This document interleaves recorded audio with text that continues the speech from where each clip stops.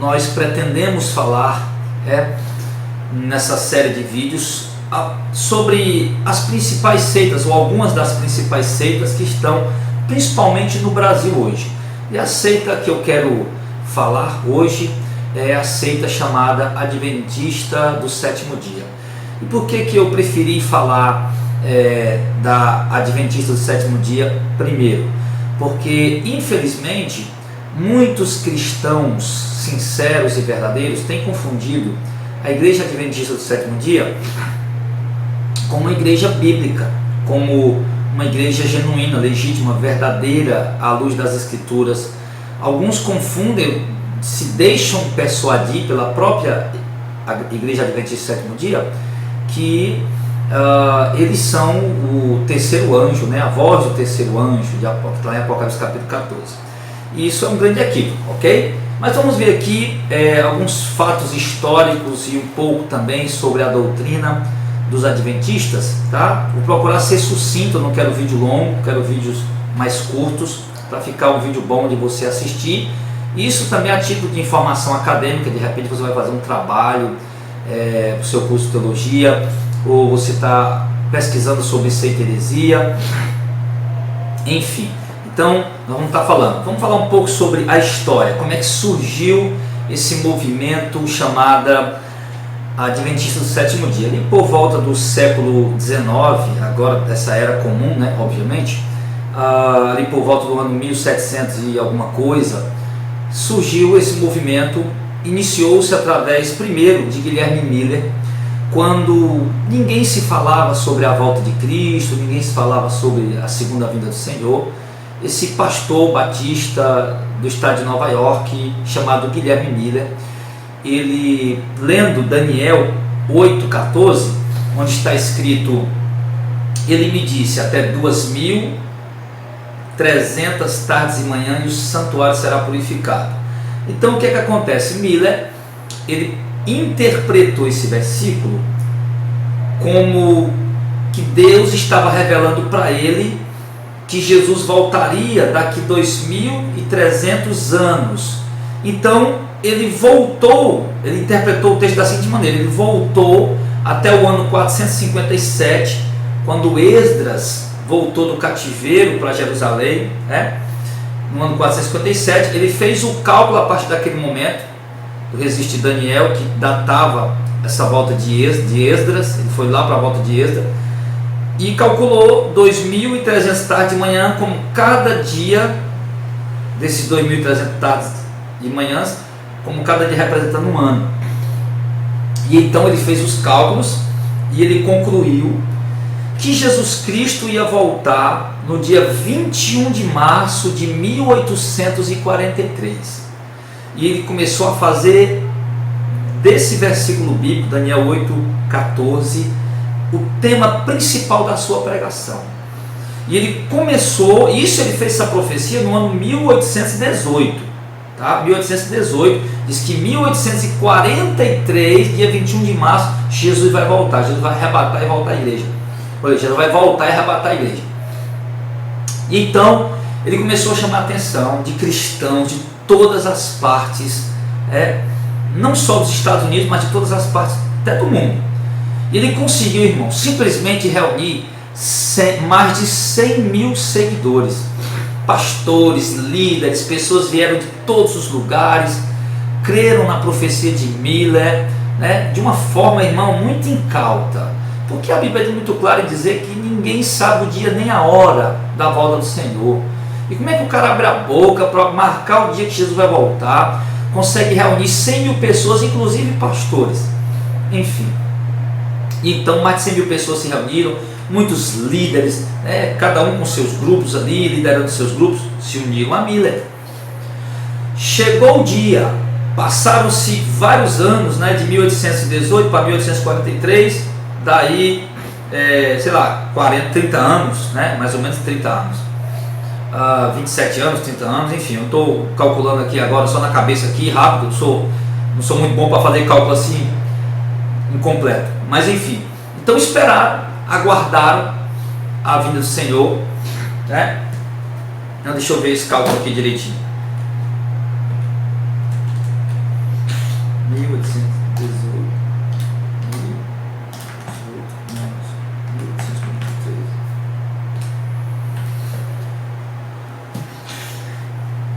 Então ele fez essa profecia em 1818.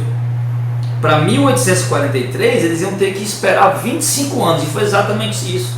Durante esses 25 anos de espera, essa pregação fervorosa e todo esse movimento girando em torno de Jesus vai voltar, está aqui na Bíblia, ele mostrou 2.300 tardes de manhã, ele vai voltar, e aí quando chegou o dia, 21 de março de 1843, todo mundo lá esperando, as pessoas vendendo seus bens, trazendo para a igreja, as pessoas abrindo mão dos seus trabalhos, enfim, as pessoas abrindo mão de tudo, Jesus vai voltar, e chegou o bendito dia, as pessoas subiram nos telhados das casas, outros subiram os montes, se vestiram de brancos, cantando louvores, com seus hinários nas mãos, com as bíblias, esperando ali. E o que acontece? Jesus não voltou. Houve casos até, irmão, de pessoas vender suas empresas, de casais se separarem, houve muitas coisas. Não, Jesus vai voltar, então não adianta mais nada, né? Aí chegou o bendito dia, e o que aconteceu? Jesus não voltou. Foram lá, Miller viu, não, eu errei os cálculos, né? Não era em 21 de março de 1843, é em 21 de março de 1844, botou mais um ano para frente. Esperaram mais um ano, aquela coisa e tal, aquele fervor, com certeza algumas pessoas já por ali, será mesmo e tal, mas outros ali muito fervoroso, aquela coisa toda. 21 de março de 1844, se reuniram de novo, se prepararam de novo para esperar Jesus voltar. Jesus não voltou. Miller refez os cálculos novamente a terceira vez, e agora marcou para 22 de outubro de 1844, daquele mesmo ano, né? Mais ou menos ali, março, abril, maio, junho, julho, agosto, setembro, outubro, 7 meses na frente. Obviamente chegou o dia de novo, todo mundo se preparou, todo mundo ficou ali, aguardando, esperando, nada de Jesus voltar. O que aconteceu? Guilherme Miller simplesmente deu a prova de toda a sua sinceridade, se arrependendo e reconhecendo que havia se equivocado na sua interpretação, se equivocou em ter marcado a data da vinda do Senhor. E o que acontece?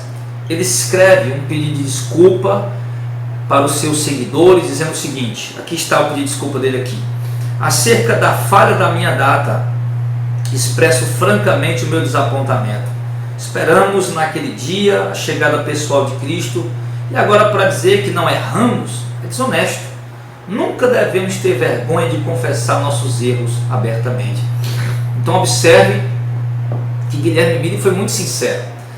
Voltou para a Igreja Batista, foi lá viver sua vida como um crente temente a Deus, como um crente servindo o Senhor de coração, com sinceridade, até que no dia 20 de dezembro de 1849 ele falece, ele morre, mas morre na presença de Deus, cultuando a Deus e totalmente arrependido dessa loucura, desse ato precipitado que ele cometeu, e trazendo um movimento tão gigantesco durante 25 anos, conquistando tantos corações com algo que era irreal.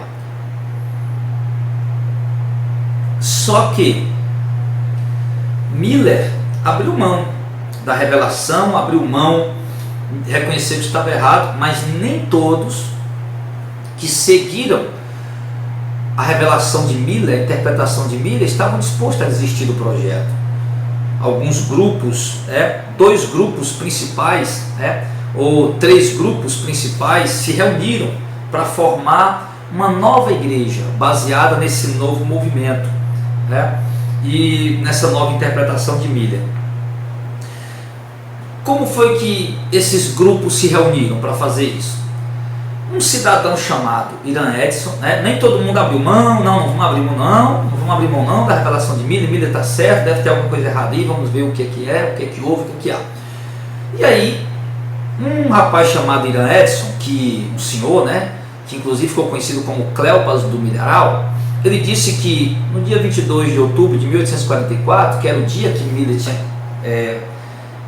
profetizado ou interpretado que Jesus iria voltar, a terceira interpretação dele, esse Iran Edson estava no Milharal, e ele disse que quando chegou a hora, ali em um determinado momento do dia, que todos estavam esperando a vinda de Jesus, e Jesus não voltou, ele disse que teve uma visão. E na visão dele ele disse que viu Jesus saindo do primeiro compartimento no céu, que seria o santo lugar, e entrando então no Santo dos Santos. E aí ele começou a espalhar isso. Inclusive ele foi até mesmo ao Guilherme Miller, dizer para ele: Guilherme Miller, você não estava errado. Começou a dizer para as pessoas: Guilherme Miller não errou a data, ele acertou, ele interpretou correto, ele só errou o evento, porque ele disse que Jesus ia voltar à terra para purificar a terra, mas Jesus, ele voltou, mas não para a terra. Ele veio não purificar o tabernáculo terreno, ele entrou no Santo dos Santos para fazer purificação lá. Guilherme Miller estava certo, ele acertou, só o evento que ele errou. Jesus de fato veio, não veio à terra, mas ele saiu do santo lugar e entrou no Santo dos Santos.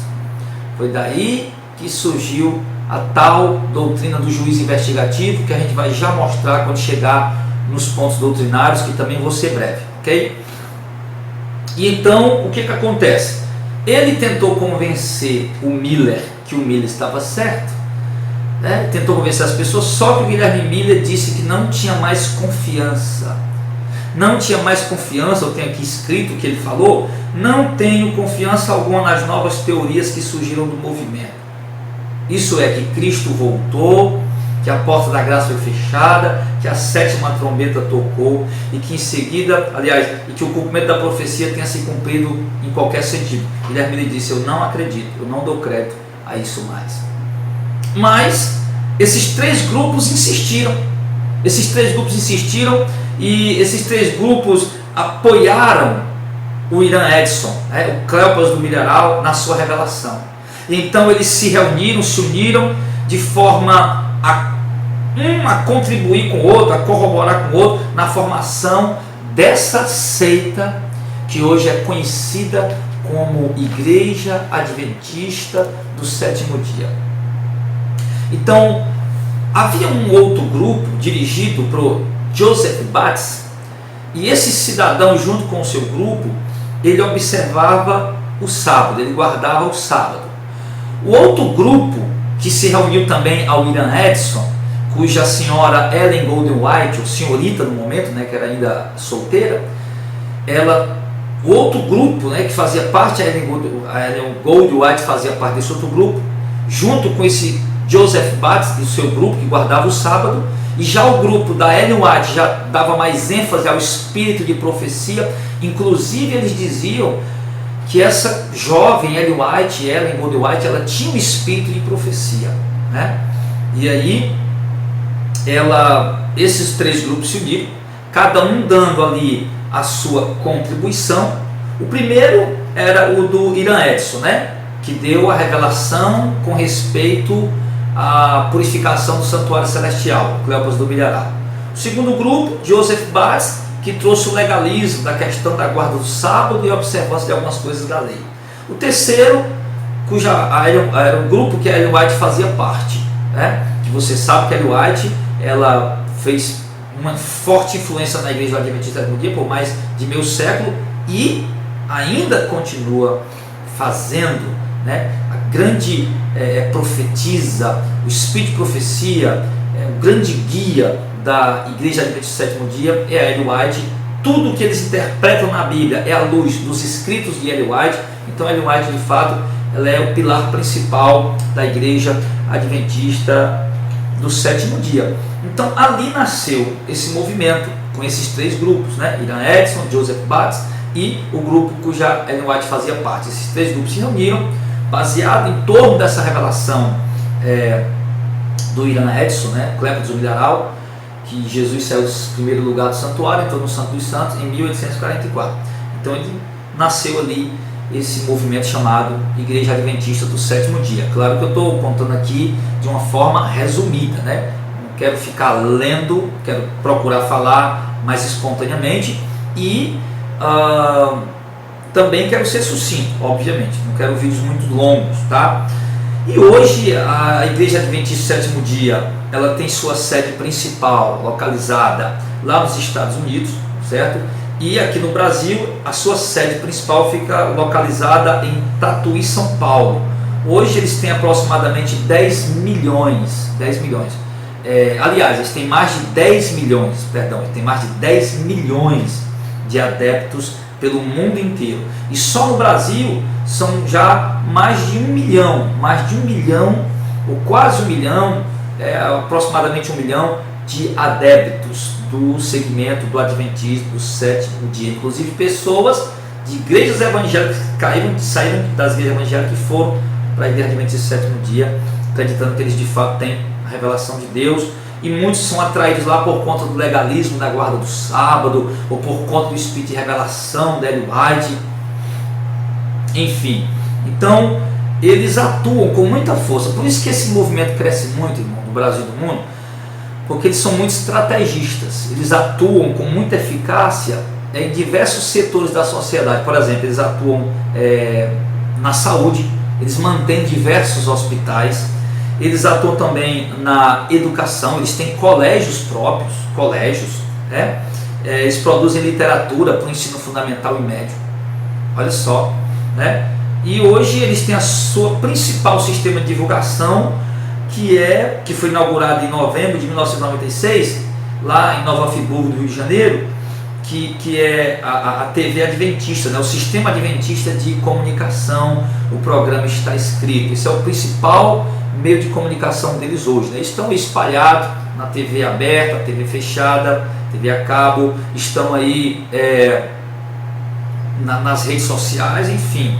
Então eles o trabalho deles gira muito em torno da questão escatológica, tá? E a doutrina, só que a doutrina deles, os ensinamentos deles, se você for analisar realmente de uma forma mais detalhista, mais minuciosa nas escrituras, você vai observar que a doutrina da Adventista do sétimo dia, ela é incoerente em muitos pontos com a doutrina de fato da graça, só para você ter ideia, por exemplo, eu pesquiso sobre eles, ouvindo realmente o que eles mesmos pregam, o que eles mesmos falam. Eu não gosto de, fulano disse isso, aquilo, outro. Tudo bem, se alguém disse alguma coisa, mas eu prefiro pesquisar o que realmente eles dizem, o que realmente eles estão falando, e ouvir os pregadores dele. Só para você ter ideia, eu ouvi um dos principais pregadores dele, dizendo como é que Lúcifer veio para a Terra, né? Ele disse que ele pecou lá no céu, né? E se arrependeu. E aí ele ficou na porta do céu, e todo anjo que entrava diz: olha, fala para Deus que eu estou arrependido, fala para Deus, fala para Jesus que eu estou arrependido. E aí Deus mandou dizer para ele que não ia perdoar ele. E aí ele foi, pegou outros anjos lá, convenceu outros anjos, desceu para a terra. E a gente sabe que não foi assim, né? Mas a gente sabe que não foi assim de maneira alguma. Outra coisa também, os adventistas, eles são uma seita que creem em vida em outro planeta. Eu particularmente fiquei muito surpreso com isso, porque foi a única religião até hoje, pode ser que tenha outras, né? Mas foi a única religião até hoje, inclusive pseudo-cristã, porque não são cristãos de fato, mas a única religião que eu vi acreditar em vida em outro planeta. E como é que eles acreditam em vida em outro planeta? É diferente, né, do que aquelas pessoas que acreditam nos extraterrestres, nos OVNIs, aquele ser pequenininho com a cabeça grande, enfim. Eles acreditam que existem seres humanos adventistas, pessoas como nós, igual a nós, em outros planetas, que são santos, que estão como Adão e Eva ainda. Eles dizem que o único planeta que caiu da graça fomos nós, quando Adão comeu do fruto lá do Éden, né, junto com Eva. E eles dizem que nos outros planetas não, lá as pessoas lá nos outros planetas continuam santas. Isso é completamente um absurdo, né? Isso não tem base nenhuma bíblica. Pegar um versículo bíblico e dizer, porque Deus criou os mundos pelo poder da palavra, e diz que Deus criou os mundos, e daí fazer todo um exegese para dizer que mundos quer dizer que há vida em outro planeta e tal, é simplesmente algo absurdo.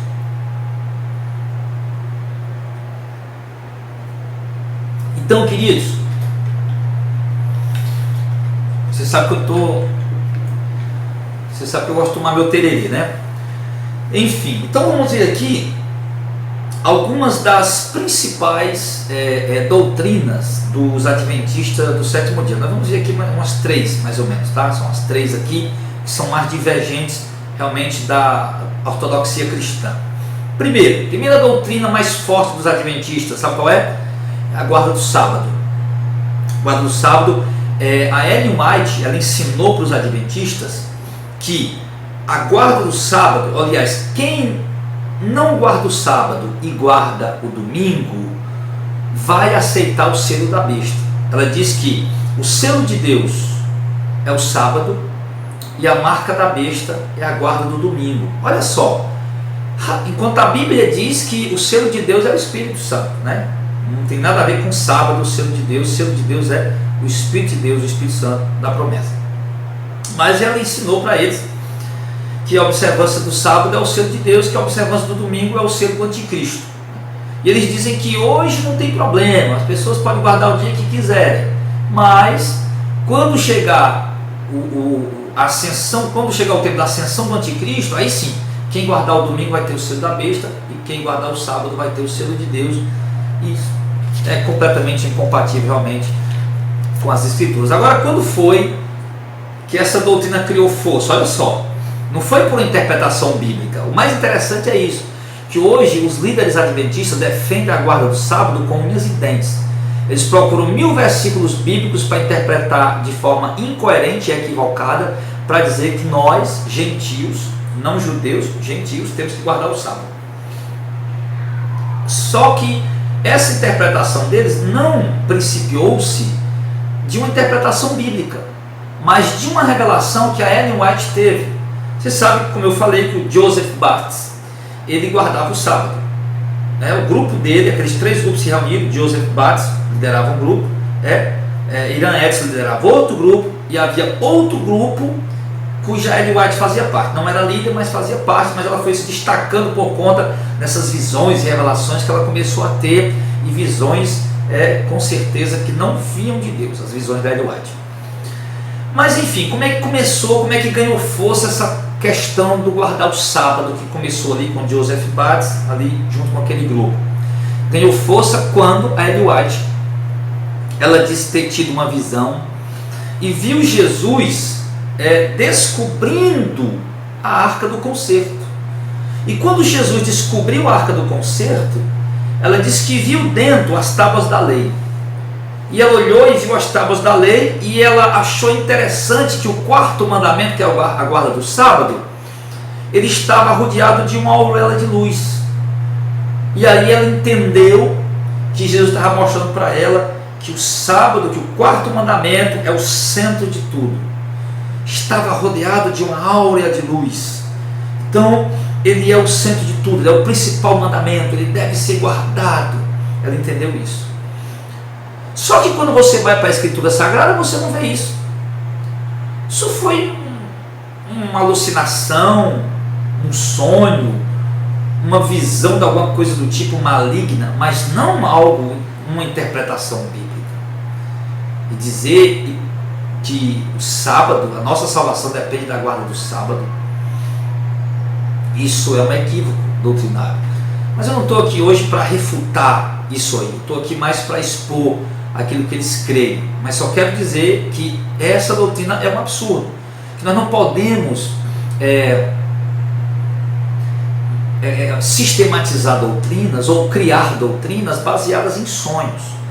Uma regra base da hermenêutica é que a Escritura não pode ser interpretada à luz das experiências, muito pelo contrário, as nossas experiências é quem deve ser interpretada à luz da Escritura. Na época do iluminismo, quando surgiu o movimento da alta crítica na Inglaterra, quando os teólogos da alta crítica começaram a acreditar, alguns, que a Bíblia ela só poderia ser interpretada e aceita à luz da experiência humana, à luz do intelecto humano. Era a mente humana, o intelecto humano, quem dizia se a Bíblia estava certa ou não, se a Bíblia estava inspirada ou não.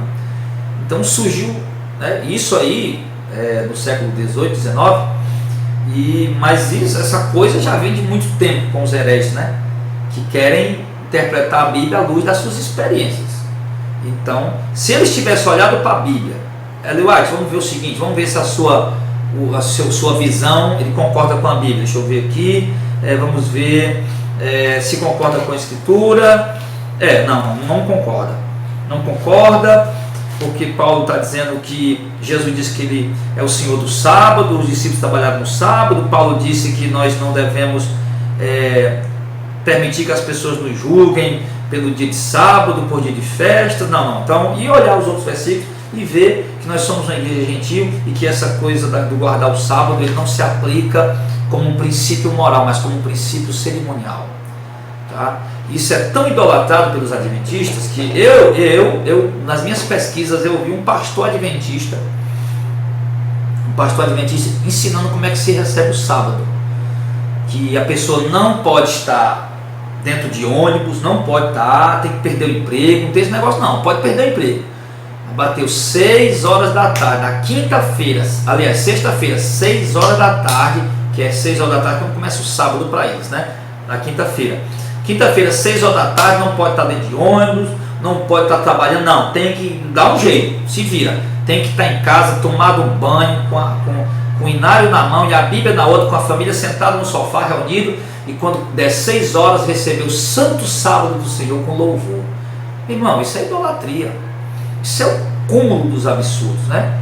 Cúmulo dos absurdos. Enfim, então essa é a doutrina do sábado. E outras doutrinas peculiares dos adventistas, além da guarda do sábado, que diverge com o cristianismo ortodoxo, em 3 assuntos de capital importância, são o estado da alma após a morte, o destino final dos ímpios e de Satanás, e a doutrina da expiação. Então eu vou falar rapidinho esses 3 pontos aqui, tá? Primeiro, o estado da alma após a morte. Os adventistas acreditam que entre a morte e a ressurreição, a alma da pessoa está dormindo, né? A alma da pessoa está dormindo. Então a pessoa morreu, até acontecer a ressurreição, ele vai estar dormindo, tá? Só que eles falam isso baseados no Antigo Testamento, quando ainda não tinha sido revelado. Eles vão usar todos os versículos do Antigo Testamento, porque morto não sabe nada, para o lugar para onde vão ninguém te louvará, ninguém entende nada, não há fogo, não há vida, enfim, ninguém sente nada. Eles vão pegando os versículos do Antigo Testamento, Provérbios, algumas coisas de Salomão, de Davi, e vão colocando. Só que nós temos que entender que no Antigo Testamento, as verdades que Cristo revelou, elas estavam ocultas. Paulo diz que o Evangelho estava oculto desde os tempos dos séculos, e agora foi revelado por Jesus. Então eles não tinham ideia do que acontecia com alguém depois que morria. Eles achavam que iam todos para o mesmo lugar, uns achavam que de fato a pessoa, a alma ficava dormindo, ninguém sabia de nada. Mas nós fomos olhar para o Novo Testamento, passagens como Lucas 16, que é a grande passagem que expõe sobre isso, a parábola do rico e do Lázaro. Eles vão dizer que aquilo não é uma parábola, aliás, eles vão dizer que aquilo é uma ilustração, uma parábola é uma coisa, mas não quer dizer aquilo que está dizendo. E eu lhe pergunto, com que finalidade Jesus ia dizer aquela parábola se ela não quer dizer aquilo que ela está dizendo? Todas as parábolas que Jesus ministrou, ela quis revelar verdades espirituais, inclusive Lucas 16, 19 em diante. E também Apocalipse 6, 9 e 10, onde João, nas suas visões, ele vê a alma dos que foram mortos por amor do testemunho que deram, clamando com grande voz, pedindo que o Senhor julgue a sua causa. Almas ali, debaixo do altar de Deus, clamando por justiça. A Bíblia mostra para nós claramente que nós temos esse entendimento hoje pela revelação de Jesus Cristo, do Espírito Santo, dos santos apóstolos do Senhor que levaram a mensagem do Evangelho, que quando uma pessoa morre, um cristão morre, um crente morre, ele vai para o paraíso, a sua alma vai para o paraíso consciente, em gozo. E a alma do ímpio, quando morre, vai para o Hades, que é a sepultura, que é o Sheol, e que Jesus fez ali essa comparação para mostrar o Sheol, aquele monturo que havia lá no Vale dos Filhos de Rinom, que queimava constantemente e o fogo nunca se apagava. E Jesus usou aquilo ali para ilustrar exatamente o que acontece com uma pessoa que vai para o inferno, que fica lá já um local de tormento para a alma, esperando a ressurreição já para ser definitivamente julgado diante do tribunal do Senhor, para ser lançado no lago de fogo e enxofre. Agora é ressuscitado. Mas os cristãos serem arrebatados, receber seu corpo glorificado e receberem a glória eterna do Senhor todos juntos, né? Mas os adventistas não creem dessa maneira, e infelizmente eles não acreditam dessa forma. Eles dizem que entre a morte e a ressurreição, os mortos ficam dormindo. Outro segundo ponto é o destino final dos ímpios e de Satanás. Segunda doutrina aqui, ou terceira doutrina, né? Juntando com o sábado que eu já falei. Eles dizem que Satanás e todos os pecadores impenitentes, eles serão exterminados e não existirão mais. Ou seja, eles são aniquilacionistas. Você sabe que tem os universalistas e os aniquilacionistas. Quem são os universalistas? Os universalistas, sobre essa questão soteriológica. Os universalistas são aqueles que acreditam que todo mundo vai ser salvo, porque Jesus morreu para salvar todo mundo. Os aniquilacionistas acreditam que não, que as pessoas que vão ser condenadas, elas vão deixar de existir, né? Só que a gente sabe que não é assim. Poxa vida, a Bíblia fala de tormento eterno, de choro e ranger de dentes. A Bíblia fala que o seu tormento, o clamor do seu tormento subirá, a fumaça do seu tormento subirá, serão atormentados dia e de noite para todos sempre. A Bíblia fala isso em Apocalipse 20, em outras passagens. Fala, como é que a pessoa vai ser atormentada eternamente se ela deixou de existir, se ela foi aniquilada? Na visão adventista, tanto Satanás como os ímpios que vão ser condenados, eles vão ser aniquilados, vão deixar de existir, nem vão sentir alegria e nem vão sofrer. Eles vão ressuscitar para ser julgados, né? Porque eles acreditam que depois do arrebatamento da igreja o mundo vai estar aí tudo destruído, tudo acabado, né? Tudo acabado, tudo destruído, não vai ter ninguém na terra. Aí depois Jesus volta para julgar os que morreram com Cristo, já estão com ele, mas os que morreram sem Cristo vão ressuscitar para depois serem aniquilados, deixar de existir. Só que isso é uma doutrina totalmente contrária ao que as Escrituras ensinam. Em Apocalipse capítulo 21, capítulo 20, você vai ver os mortos que morreram sem Cristo ressuscitando. Primeiro você vai ver os mortos que morreram com Cristo, Apocalipse 20, do 1 ao 6. Os que morreram com Cristo ressuscitando ali e reinando com Cristo durante 1000 anos e depois por toda a eternidade. Depois você vai ver os que morreram sem Cristo ressuscitando, sendo julgados e sendo lançados no lago de fogo e enxofre, onde o próprio Apocalipse 20 diz que é um local de tormento eterno, que serão atormentados para todo sempre, não serão aniquilados. Mas então por que que usa o termo morte? Eles morrerão, né? A morte, segunda morte ou morte eterna. Não quer dizer que essa morte eterna que a pessoa deixa de existir. Isso é uma interpretação errada. Se você for em Efésios, você vai ver que Paulo diz: nós estávamos mortos em nossos delitos e pecados. Eu pergunto, ele está dizendo que os pecadores estão mortos em delitos e pecados. Os pecadores estão mortos, irmão? Quando a gente olha para eles, não, eles não estão mortos, eles estão vivos. Mas Paulo diz que eles estão sim mortos. Por quê? Pelo fato de eles estarem separados de Deus. Logo, no entendimento bíblico, se alguém vive em pecado, separado de Deus, ele está morto em delitos e pecados, mesmo estando vivo. Então, quando a Bíblia fala segunda morte, ele está falando exatamente isso, que a pessoa vai passar a eternidade separada de Deus.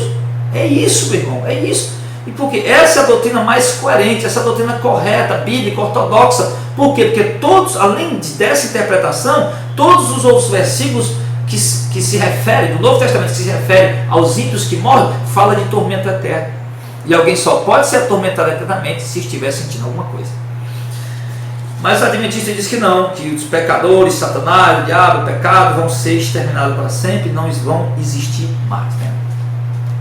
E a terceiro ponto aqui, que eu vou fechar aqui, vou encerrar aqui, dos adventistas, da doutrina adventista, é sobre a definição adventista em relação à expiação. Expiação é a purificação dos pecados por meio do sacrifício. Foi aquilo que Cristo fez por nós na cruz do Calvário.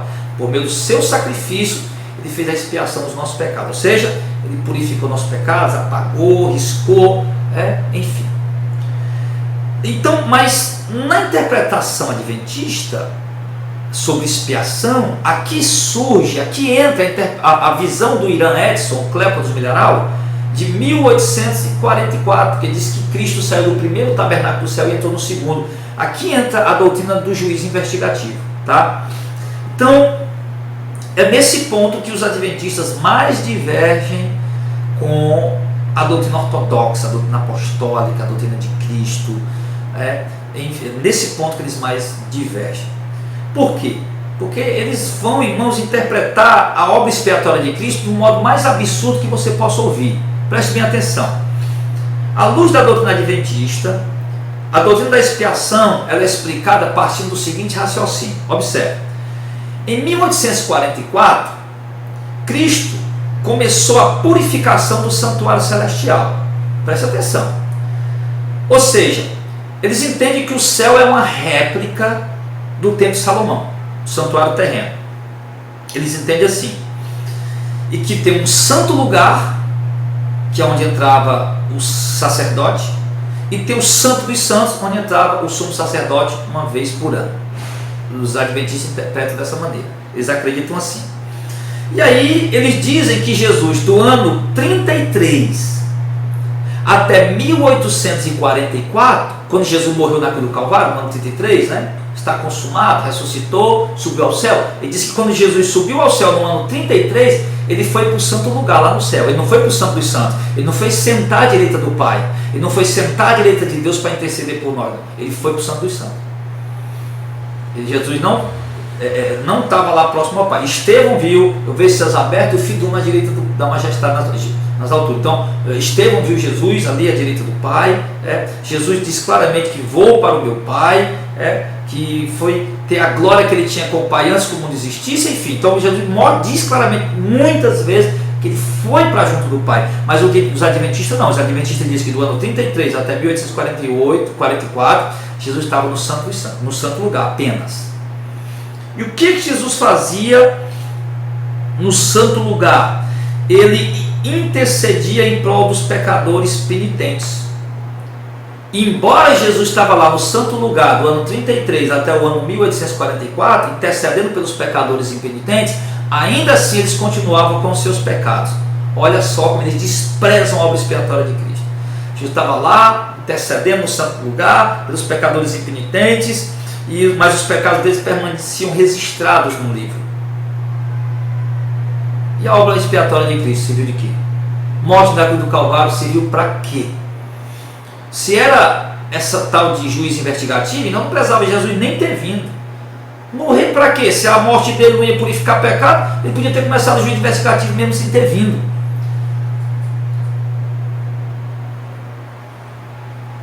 Então, eles ensinaram que a expiação de Cristo permanecia inacabada. Estava inacabada. Pois havia ainda uma tarefa a ser realizada. E qual era? A remoção dos pecados do santuário do céu. Ou seja, Jesus tinha que sair do santo lugar e entrar no santo dos santos para fazer a purificação lá. Aonde é que está isso na Bíblia? Onde é que está isso na Bíblia, pelo amor de Deus? Aí o cara vai pegar um versículo aqui, outro acolá, e vai interpretar do jeito dele. Está aqui, está dizendo, está desse jeito aqui, blá, blá, blá, blá, blá, blá. Qualquer leigo que leu a Bíblia algumas vezes, ele vai saber que isso não existe. Que não existe esse negócio de Jesus ter entrado no santo lugar, depois ter entrado no santo dos santos, para purificar os pecados do céu. Não existe isso. Então, a doutrina do santuário celestial leva os adventistas a acreditarem, ou mesmo a declarar, que hoje eles omitem isso. Hoje eles não declaram isso não. Eles omitem. Eles dizem não, que a obra de Cristo foi perfeita, foi uma purificação perfeita, foi completa, de modo que não precisa fazer mais nada. Aí em seguida vem dizer que ele entrou no santo lugar, para depois ir para o santo dos santos fazer o juízo investigativo. Como é que a obra de Cristo foi perfeita? Hipocritamente eles falam. Como é que a obra de Cristo foi perfeita, se ainda Jesus teve que fazer uma purificação, meu irmão? Em duas etapas. Do ano 33 até 1844 no santo lugar, depois no santo dos santos. Então não foi perfeita. Então não foi executada de uma única vez, precisou de várias etapas. Isso é um absurdo, meu irmão. Isso é um absurdo, tá? Então eles acreditam, né? Eles discordam da opinião de que a expiação tenha sido efetuada na cruz, conforme geralmente se admite. Só que hoje Hoje eles escondem isso aqui. Eles dizem, não, a expiação foi feita na cruz. Hoje eles dizem isso. A expiação foi feita na cruz, a expiação foi feita uma única vez, foi perfeita, não precisou mais fazer nada. Aí em seguida eles vêm com a doutrina do juízo investigativo, dizendo que Jesus ficou do ano 33 até 1844 no santo lugar, intercedendo pelos pecadores impenitentes, contudo eles permaneciam com seus pecados escritos no livro. Mas depois ele teve que entrar no santuário, o Santo dos Santos, para então fazer a purificação definitiva. E isso, irmãos, simplesmente não existe. Sabe o que é que eles dizem? Nessa questão do juízo investigativo? Diz o seguinte, ele diz que Jesus está lá, falando para os anjos, e dizer, olha, vocês têm que ficar de olho, registrando em livro, ficar de olho. Quem está vivo, mas que é pecador que não se arrepende, para que no dia do juízo ou no dia do arrebatamento, eles fiquem de fora, eles não sejam arrebatados, eles têm que ficar lá para ser julgados. Então você tem que ficar de olho, tem que investigar isso. E olha o juiz investigativo, que coisa doida, que coisa louca. Aí Jesus está lá dizendo para os anjos, olha, você tem que ficar de olho aí, os que morrem em Cristo, os que morrem sem Cristo, para que no dia do arrebatamento, apenas os que morreram em Cristo possam ressuscitar e receber a sua herança eterna. Aí os anjos que estão fazendo isso, já estão investigando, estão fazendo isso. Aquela Maria morreu sem Jesus, ela vai ter que ficar aqui. Não pode ressuscitar, não. O João morreu com Cristo, pronto, isso aqui pode ressuscitar. Aí no dia do arrebatamento, Jesus vai ter que vir com uma lista. Isso aqui agora que eu estou parafraseando, né? Já que a crença deles é assim, então no dia do arrebatamento, Jesus tem que vir com uma lista. Maria, José, João, Francisco, Antônio, pode ressuscitar. Peraí, Bartolomeu, Tadeu, Judas, não, vocês não ressuscitam não, deixa eles aí. Mas eles aqui é para ressuscitar. Ou será que eu estou errado em alguma coisa aqui? Pelo amor de Deus, irmão. Como é que se pode acreditar num absurdo desse? Me diga. Para mim, meu irmão, qualquer religião, qualquer igreja, negou a obra expiatória de Cristo, ela não merece ser chamada de uma igreja cristã. Ela nem merece, nem seria digna de estar levando o nome de Cristo. Mas infelizmente nós vivemos em tempos de ignorância teológica, de ignorância bíblica, e as pessoas acabam engolindo tudo e se deixando levar, enganar por esses falsos profetas que surgem a cada dia. Eu só tenho a lamentar. Mas deixo aqui, como eu disse, o meu intuito aqui não é nem refutar, pegar versículos bíblicos e refutar, é apenas trazer as informações teológicas, históricas, acadêmicas, para você aí aprender, ser instruído sobre a crença dessas seitas, mas a gente acaba dando uma entradinha, para dar uma refutada aí em algumas coisas. Enfim, que possa ter ajudado aí, contribuído aí para as suas pesquisas, para os seus estudos, para o seu aprendizado, para o seu crescimento. De repente você vai preparar uma mensagem, vai fazer um trabalho para a faculdade, ou uma pessoa que gosta de estudar, se preparar para combater essas heresias. Então está aí alguns pontos importantes que você pode aí pesquisar um pouco mais e mais a fundo sobre essas questões. Eu fui um pouco superficial, obviamente, trazer as informações, instigar você a pesquisar mais, entender melhor, para você ficar aí armado aí para combater essas heresias, ok? Deus abençoe sua vida.